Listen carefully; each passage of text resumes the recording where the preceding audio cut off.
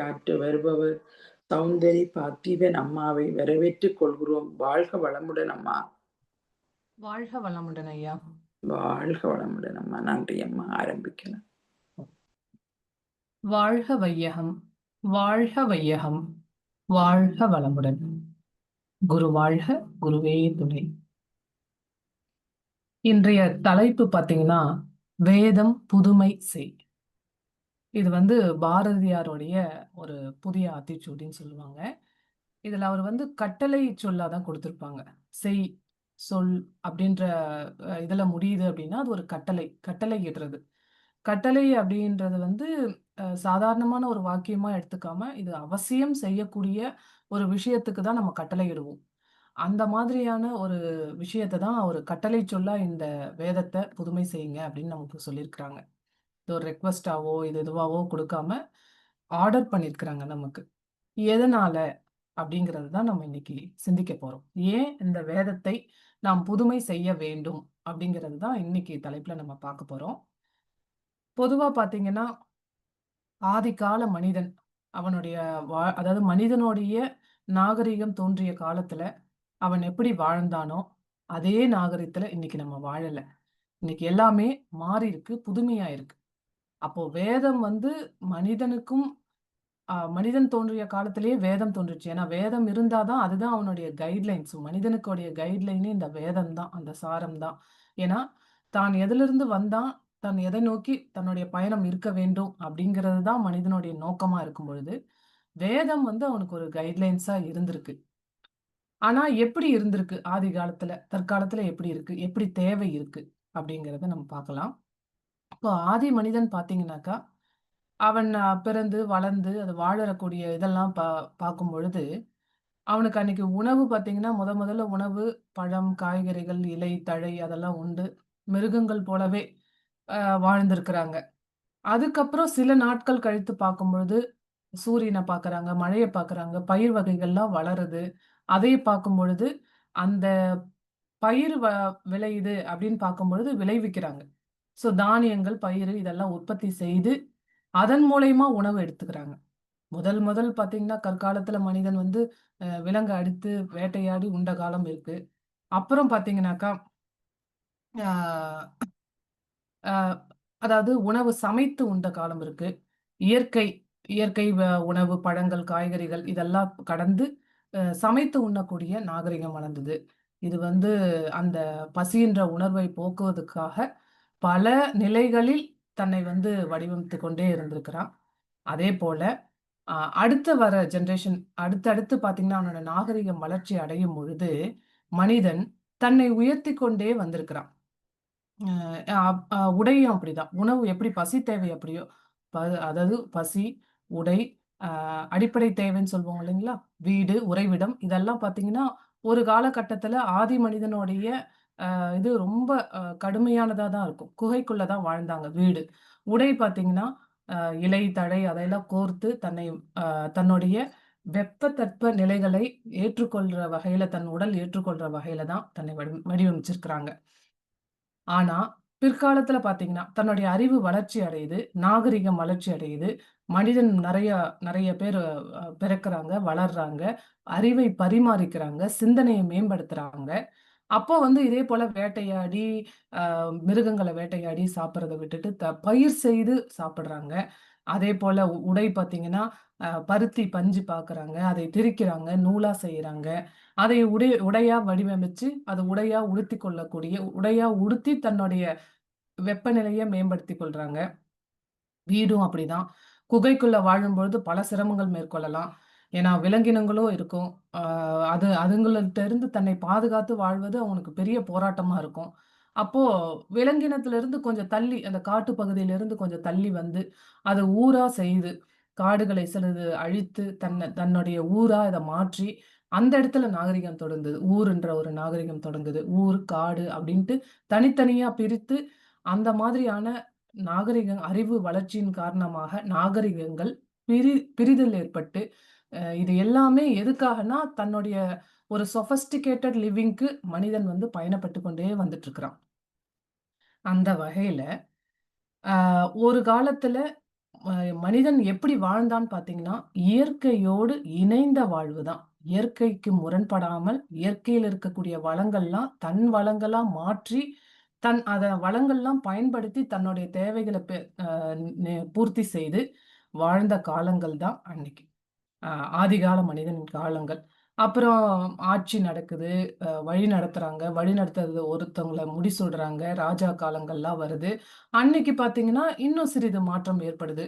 அந்த ராஜா ஒருவர் தன்னுடைய ஊர் நலத்திற்காக சிந்தித்து தேவைகளை குடுத்து, அந்த மக்களுக்கு எல்லாம் உணவு வழங்கி, அவங்களுடைய தேவைகள் எல்லாம் பூர்த்தி செய்து, ஒருத்தருடைய கண்ட்ரோல்ல வருது.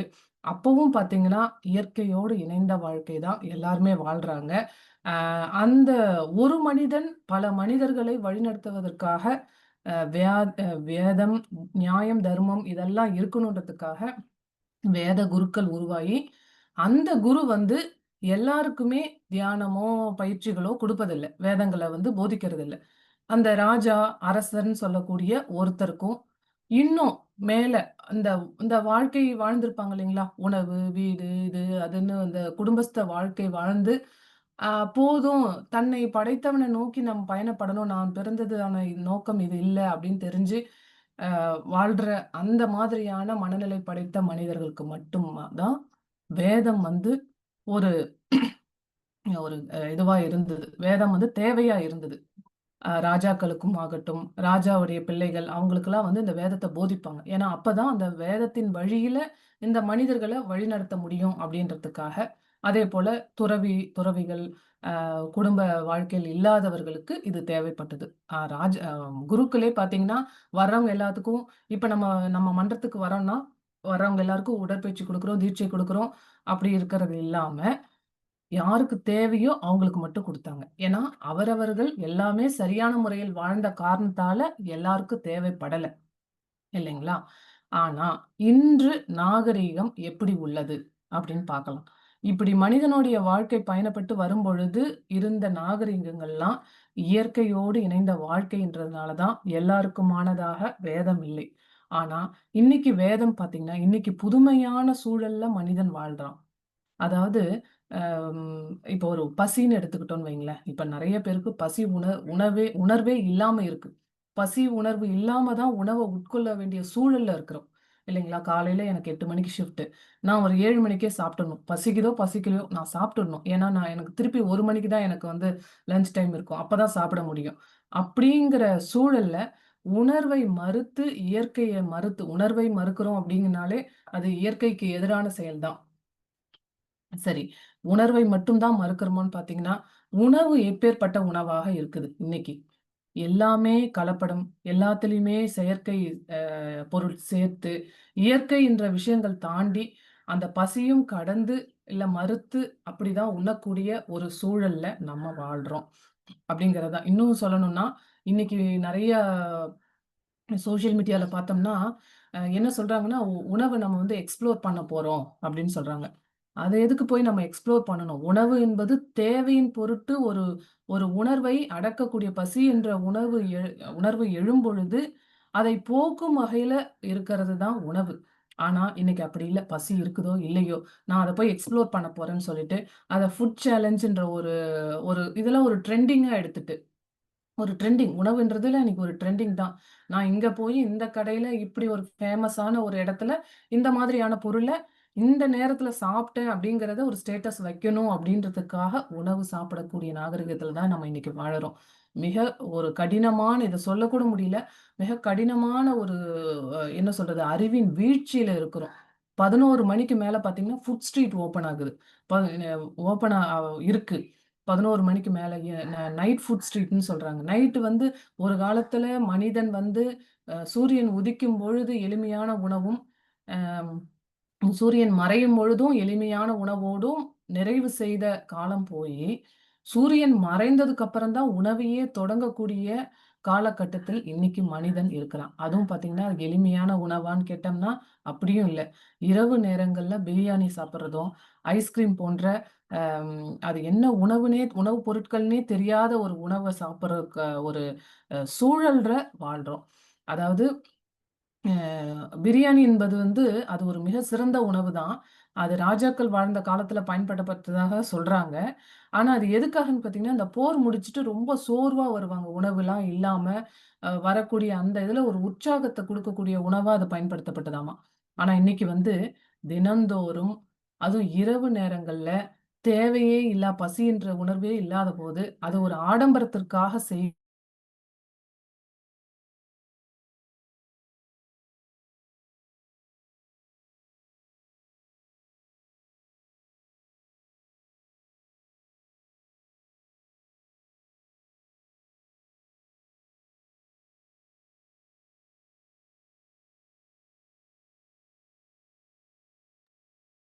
சவுண்ட் வேறே இல்லையம்மா?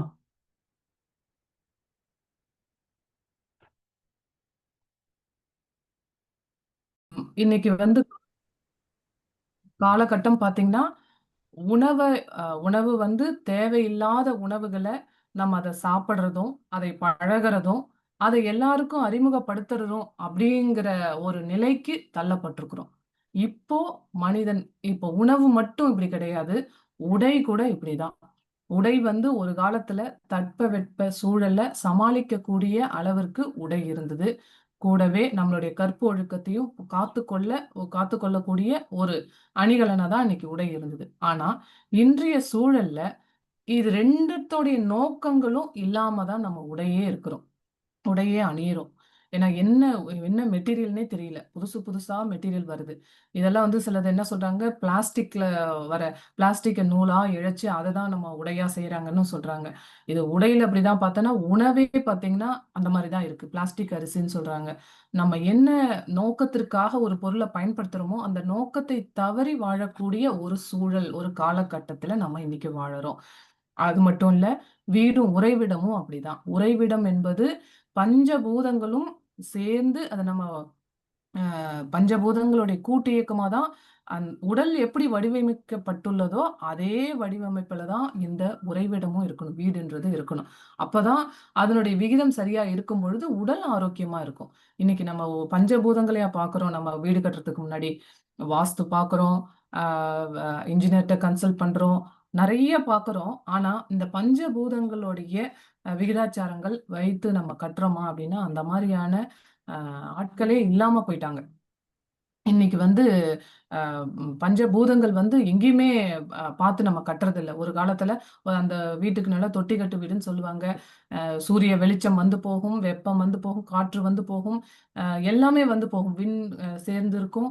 இது எதுவுமே இல்லாம எல்லாத்தையும் கம்ப்ளீட்டா ஒரு குளோஸ்டு சர்க்யூட் மாரி இன்னைக்கு வச்சுட்டோம். இதன் காரணத்தால குளோஸ் பண்ணிட்டு வெளிக்காற்று உள்ள வரக்கூடாது.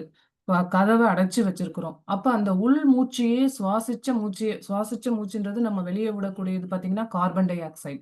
கார்பன் டை ஆக்சைடே திருப்பி திருப்பி சுவாசிச்சு பார்த்தீங்கன்னா, எல்லாருடைய நுரையீரலிலும் சளி தேக்கம் அடைஞ்சிருக்கு. அதை வந்து அப்படியே திரும்ப திரும்ப சர்க்குலேட் ஆகி, அந்த கரெக்ட்டான ஏர் ஃப்ளோ இல்லாததுனால, நம்மளுடைய நுரையீரலுடைய தேக்கம். அது மட்டும் இல்ல, அ எவ்வளோ காற்றோட்டம் மூச்சு நல்லா ஓடி வருதோ, அந்த அளவுக்கு நுரையீரல் இயங்கும். அந்த காற்று உள்ள போய் வரக்கூடிய அந்த ஆக்ஸிஜன் லெவல் ரொம்ப கம்மியாச்சுன்னா, அதனுடைய இயக்கமே கம்மியாயிடும்னு சொல்றாங்க. இயக்கம் கம்மியாயிடுச்சுன்னா, அங்க அந்த வெளித்தள்ளும், உள்கொள்ளும் சக்தி ரொம்ப கம்மியாயிடும்.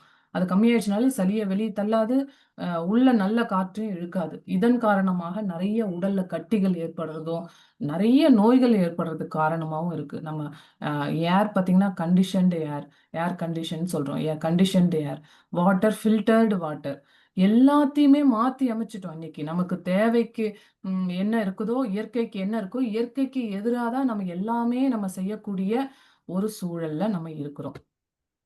இது உணவாகட்டும், உடையாகட்டும், வீடாகட்டும் எல்லாமே இப்படி மாற்றி அமைச்சு, நமக்கு தேவை எது, நோக்கம் எது, இந்த பொருள நம்ம எதுக்காக நம்ம செய்தோமோ, அந்த நோக்கத்தை தாண்டி நம்ம இத செய்ததுனால, இன்னைக்கு பாதிப்பு என்னன்னு பார்த்தீங்கன்னா, நம்மளுடைய உடல் அளவுல அதிகமான பாதிப்பு.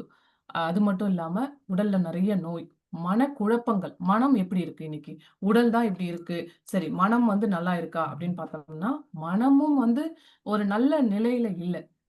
மனம் நல்லா இருந்தா கூட உடல்ல வரக்கூடிய தொந்தரவுகள அ உயிர் சக்தி சரி செய்யும். ஆனா மனநிலை பார்த்தீங்கன்னா, இன்னைக்கு போட்டியும், பொறாமைகளும் ஒருத்தவங்கள விட ஒருத்தவங்க அதிகமா வரணும் அப்படிங்கிற இதுலயும் நம்ம வந்து வாழ்ந்துட்டு இருக்கிறோம். அப்போ அதையும் நம்ம வந்து கடந்து வரணும். அதையும் கடந்து நம்ம வாழணும் அப்படின்னாக்கா, நமக்கு இப்பொழுது ஒரு புதிய வேதம் கண்டிப்பா, கண்டிப்பா தேவைப்படுது. ஏன்னா, இன்னைக்கு வந்து கட்டாயத்துல இருக்கு. வேதம் என்பது அதனால தான் அன்னைக்கு பாரதியார் வந்து கட்டளை சொல்லா இத குடுத்திருக்கிறாரு. சுவாமிஜி வந்து ஒரு இடத்துல சொன்னதா ஒரு புரொஃபசர் சொல்லியிருந்தாங்க.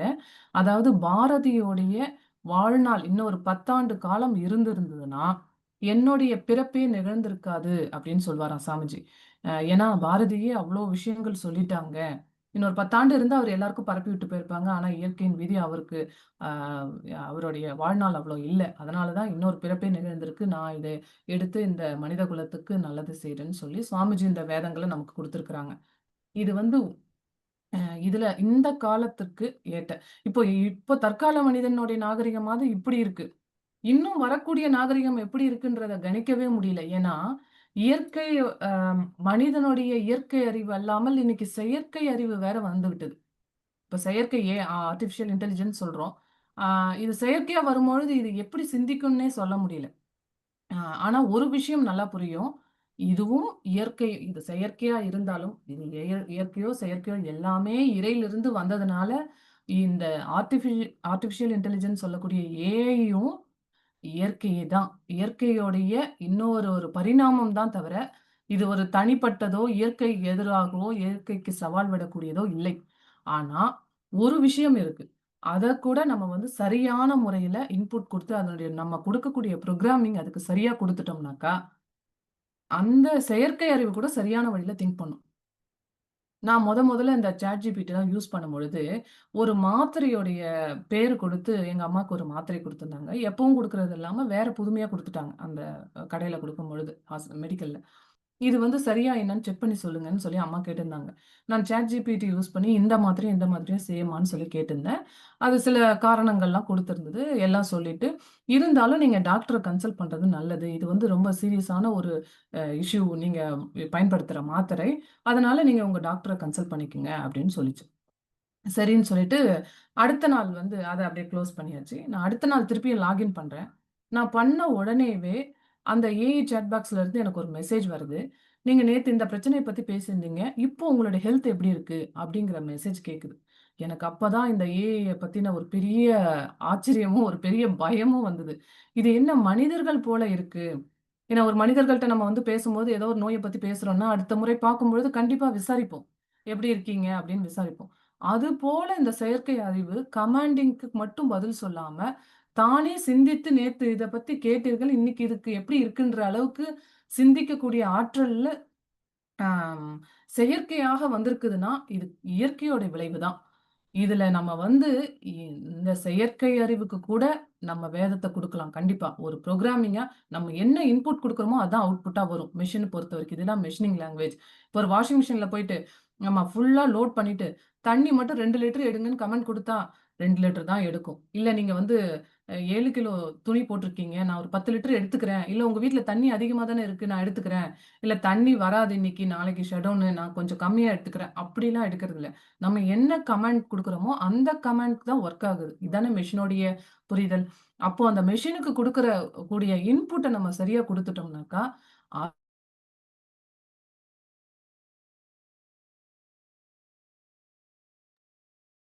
சத்தம் வரையிலையாம்மா?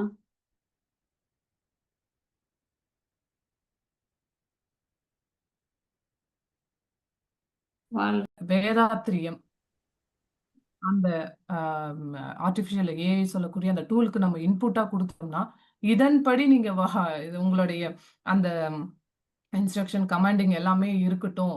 அ அப்படின்ற மாரி நம்ம ஃபீட் பண்ணிட்டோம்னாக்கா, மனிதர்கள் கூட நம்ம வேதத்த கத்துக்கிட்டு அதன்படி வாழ மாட்டோம். ஆனா, அ டூல்ஸ்லாம் பார்த்தீங்கன்னா, இந்த மாரி இன்ஸ்ட்ருமென்ட்லாம் பார்த்தீங்கன்னா, நம்ம என்ன கமாண்ட் குடுக்குறோமோ, அதுபடி கண்டிப்பா வாழும். அந்த நாகரிகம் வரும்பொழுது கூட இந்த வேதாத்திரியம் கண்டிப்பா அவங்களுக்கு வந்து தேவைப்படும். ஆனா, நம்ம இந்த காலகட்டத்தில தான் இருக்கிறோம். அதனால இந்த காலகட்டத்துக்கு தேவையான இது என்னவோ, அது எல்லாமே நம்மளுடைய மகரிஷி அவர்கள் புதுமையா செய்து நமக்கு குடுத்திருக்கிறாங்க. அதுதான் வேதாத்திரியமா இருக்கு. வேதாத்திரியம்ன்றது ஒரு சாதாரண ஒரு விஷயமா நம்ம எடுத்துக்காம, அத ஒரு சிறப்பான ஒரு விஷயமாக நம்ம எடுத்துட்டு, நம்மளுடைய வாழ்க்கையில இத கண்டிப்பா பயன்படுத்தணும். ஏன்னு பார்த்தீங்கன்னா, இன்னைக்கு தேவை நம்ம ஏற்கனவே சொன்ன மாதிரி இன்னைக்கு நோக்கங்களும், தேவைகளும் மாறிவிட்டது. எதுவுமே நிலையா இல்ல. எதுக்காக உணவு சாப்பிடுறோம்? எதுக்காக உடை அணியிறோம்? என்ன மாதிரியான வீடு இருக்கணும்? அப்படிங்கிற நோக்கத்தெல்லாம் கடந்து வேற உலகத்திற்கு நம்ம போயிட்டோம். போட்டியும், பொறாமையும் நிறைந்த உலகத்தில் அடுத்தவர்களுடைய வாழ்க்கை பார்த்து அதை வாழக்கூடிய நம்மளுடைய சூழலுக்கு அந்த வாழ்க்கைய இம்ப்ளிமெண்ட் பண்றதும், மேற்கத்திய கலாச்சாரத்த நம்ம பின்பற்றுறதும். ஏன்னா மேற்கத்திய கலாச்சாரம் பார்த்தீங்கன்னா, உணவே வேறையா இருக்கும். அவங்களுடைய உணவுல பார்த்தீங்கன்னா, அதிகமான கொழுப்பு நிறைந்த பொருட்கள் இருக்கும். அதாவது ஒரு குளிர் பிரதேசம்னு எடுத்துக்கிட்டோம்னா, சீஸ் அதிகமா யூஸ் பண்ணுவாங்க. அது வந்து கொழுப்பை உண்டு பண்ணும். அந்த கொழுப்பாகப்பட்டது இந்த உடல்ல நிறைந்து இருக்கிறதுனால, அந்த குளிர தாங்கக்கூடிய ஒரு சக்திய உடலுக்கு குடுக்கும்.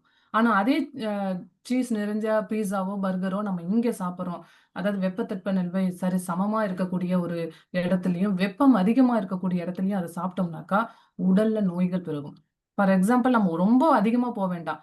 சுகர்ன்ற ஒரு நோய் சிஸ் ஜீரண கோளாறு தான். அவ்வளதான். ஜீரணம் ஆகுறதுல சின்ன ஒரு கோளாறுன்னு சொல்லலாம். சின்ன ஒரு ஏதோ ஒண்ணு. அ ஜீரண சக்திய மேம்படுத்தணும். அவ்வளதான் நம்மளுடைய அ அ சிம்ப்டம்ஸே. பசி அதிகமா இருக்கும், இல்ல பசி கம்மியா இருக்கும். சரி சாப்பிடுற உணவு செரிமானமாகி சத்துக்கள் பிரிக்கப்படாது. அதுதானே சுகர்ன்ற ஒரு வியாதின்னு சொல்றோம். ஆனா, அதுக்கு நம்ம சாதாரணமா பத்தியம் இருந்து, பயிற்சிகள் செய்து, உடல் உழைப்பு செய்து, பசியை மேம்படுத்தி, அந்த பசிக்கேத்த உணவை குடுத்தாலே சரியா போக வேண்டிய விஷயத்த, இன்னைக்கு பார்த்தீங்கன்னா, ஒரு ப நம்ம ஃபேமிலி சர்க்கிள்லயே பார்த்தீங்கன்னா, சுகருக்காக கால் எடுத்துட்டேன். சுகருக்காக கண்ணுடைய ஒரு கண்ணு பார்வை இழந்துட்டேன் அப்படின்னு சொல்லக்கூடியவங்க அதிகமா பெருகிட்டு இருக்கிறாங்க. சுகர்ன்றது ஒரு சாதாரணமான நோயா 10 வருடத்துக்கு முன்னாடி பார்த்தது. இன்னைக்கு அவங்க எல்லாருமே ஒரு கால் இல்லாம, கண்ணோடைய பார்வை இழந்து ஏன்னா இதெல்லாம் வந்து எப்படின்னு கேட்டீங்கன்னா, இயற்கையை மதிக்காம, இயற்கையிலிருந்து விலகி, இயற்கைக்கு மாறான உணவுகள அறிந்தோ, அறியாமலோ நம்ம அத செய்த காரணத்தின் விளைவு, இயற்கை எப்படி இருக்குமோ அதுலருந்து நம்ம விலகி நிக்கிறோம். இன்னைக்கு எல்லாமே செயற்கை கால் பொருத்திக்கிறாங்க. செயற்கை பார்வைக்கு எல்லாம் ரெடி பண்ணிக்கிறோம். அந்த மாதிரியான இயற்கையிலிருந்து வெளியில போனதுனால, இந்த செயற்கை வந்து நம்மள ஆட்கொள்ள வேண்டிய சூழல். அதனால நம்ம என்ன செய்யணும் நம்மளுடைய வாழ்க்கையில அப்படின்னு பார்த்தீங்கன்னா, நம்ம இயற்கையோடு வாழணும், இயற்கையோடு இணைந்து வாழணும், இந்த உடல் ஆரோக்கியமா இருக்கணும், மனநிலை நல்லா இருக்கணும் அப்படின்னாக்கா, இந்த வேதம் என்ற ஒரு சொல் வேதம்ன்றது அ என்ன எ சாரம் தான். அதோட சாரத்த தான் சாமிஜி வந்து வேதாத்திரியம்ன்றத எடுத்து குடுத்துருக்காங்க. அத நமக்கு சிறந்த முறையில வடிவமைச்சு குடுத்துருக்காங்க. அத நம்ம வாழ்க்கையில எடுத்துட்டு, நாமும் அத பயன்படுத்தி நல்ல முறையில நம்ம பயன்படுத்தி வாழ்ந்தோம்னாக்கா, கண்டிப்பா நம்மளுடைய இந்த இருக்கிற நோய்கள்ல இருந்து விடுபடலாம். இன்னும் நம்மளுடைய உடல் நலத்த மேம்படுத்துறதுக்கும், மன வளத்தை மேம்படுத்துறதுக்கும் இந்த பயிற்சிகள நல்லா பயன்படுத்தி, இனி வர ஜெனரேஷனுக்கும் அதாவது அது ஏஐ ஜெனரேஷனா இருக்கட்டும், இல்ல புதுசா ஜென்செட்ன்னு சொல்றாங்க. அவங்களுடைய மனநிலைலாம் பார்த்தீங்கன்னா, அவங்கலாம் வந்து வேலை செய்ய வேண்டிய அவசியமே இருக்காதுன்னு சொல்றாங்க. அப்போ வேலையும் செய்யல, மூளை பயன்படுத்தல, உடல பயன்படுத்த மாட்டாங்க. எதுவுமே பயன்படுத்தாத நிலையில இந்த உடல் பிறப்பினான நோக்கம் என்னவாகும்? அப்படிங்கிறது தான் நமக்கு ஒரு கேள்விக்குறியா இருக்கு. அப்போ இந்த மாதிரியான வேதத்தின் சாரத்த புதுமைப்படுத்தி அவர்களுக்கு புரியிற வகையில நம்ம குடுக்குறோம் அப்படின்னாக்கா, கண்டிப்பா அவங்களுடைய வாழ்க்கை நல்லாருக்கும். இனி வரக்கூடிய தலைமுறையும் சிறப்பாக அமையும் அப்படின்றத கூறி, ஒரு சில சில ந சின்ன நெட்வொர்க் இஷ்யூ ஏற்பட்டது. அதுக்கும் மன்னிப்பும் கோரி, இந்த உரையை நிறைவு செய்கிறேன். வாழ்க வளமுடன். வாழ்க வளமுடன். வாழ்க வளமுடன் அம்மா. வேதம்